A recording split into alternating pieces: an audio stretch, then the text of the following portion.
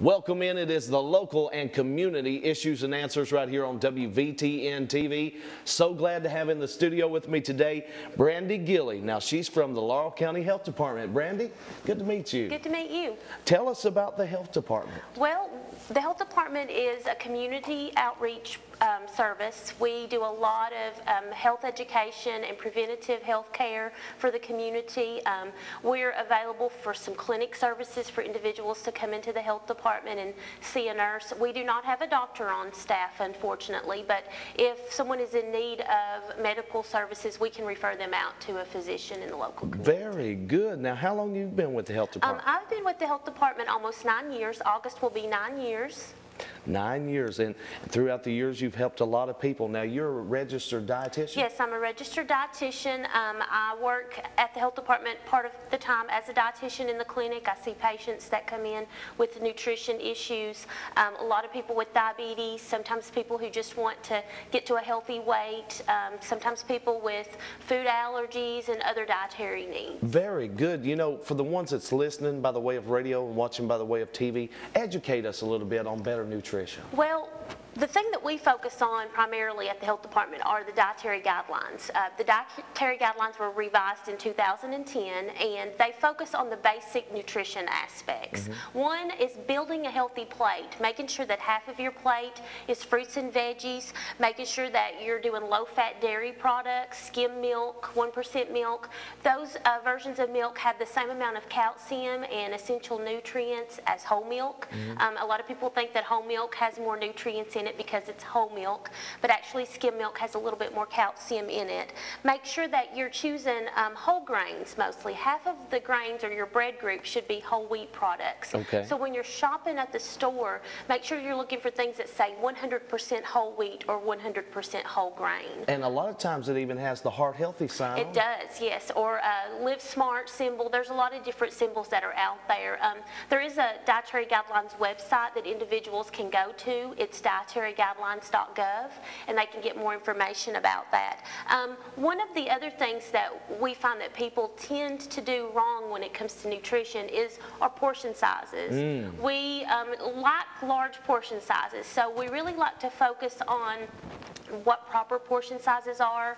We encourage the individual to measure out their foods, especially in the beginning when they're getting started on a new eating plan, and then they'll eventually get to where they don't have to measure. They'll know what a proper serving size Oh, that is so great. And you know, a lot of people is kind of like stuck in their ways. You know, a lot of older people, they're used to cooking with a lot of lard and things of that nature, and it's just really bad for people. Yeah, well, yeah, we encourage reducing the amount of fat that you take in, because we're seeing a lot of individuals with, like I said, diabetes, heart disease, and we know that fat is one of the main contributors to heart disease. So we talk to them about healthy fats versus unhealthy fats, and which foods have the healthy and the unhealthy fats in it. For example, your healthy fats are going to come from things like olive oil and canola oil, instead of the lard or the shortening that people use. Very good.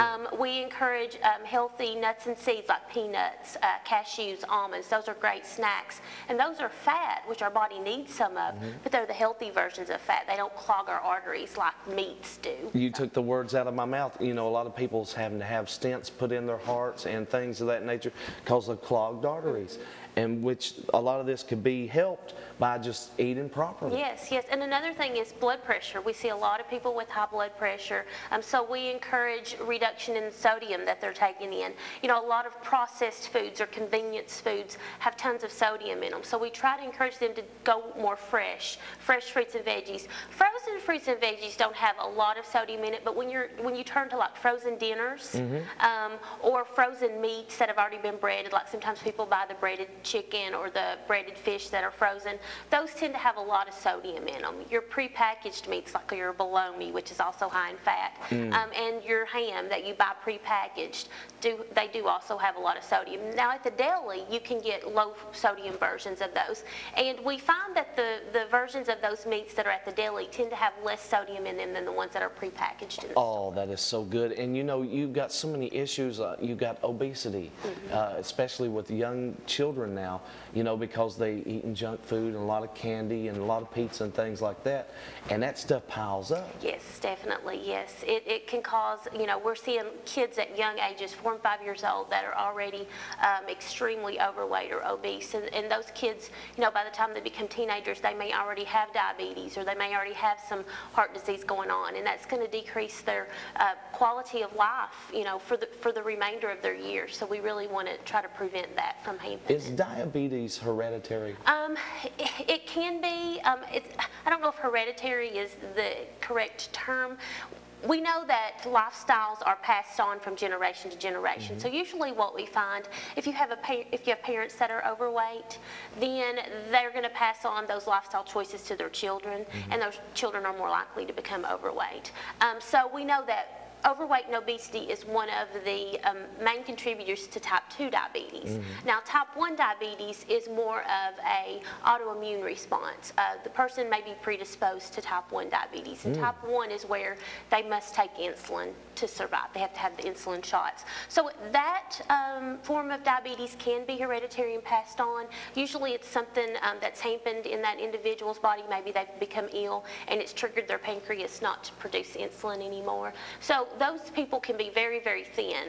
Being overweight doesn't really affect the person's, or increase the person's risk for type 1, but type 2 does.